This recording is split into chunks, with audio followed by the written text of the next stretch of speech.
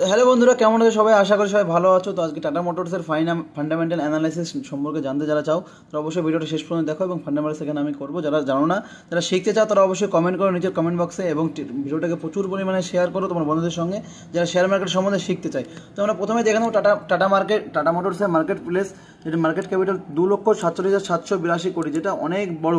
এবং এখানে face value দেখো, ফেস ভ্যালু 2 টাকা, এবং বুক ভ্যালু আছে তার কত 275 টাকা। এবং টাটা মোটরস তার 50%, অলমোস্ট 50% নিচে ডিসকাউন্ট এখন পাওয়া যাচ্ছে মাত্র 673 টাকা। যারা টাটা মোটরস বাই করবো ভাবছো বা ভাবছেন, তারা অবশ্যই টাটা মোটরসের ফান্ডামেন্টাল অ্যানালাইসিসটা অবশ্যই শিখবেন, এবং যারা জানে না তারা নিজে কমেন্ট বক্সে অবশ্যই কমেন্ট করবেন, আমাদের ভিডিওটা অবশ্যই বেশি করে শেয়ার করবে।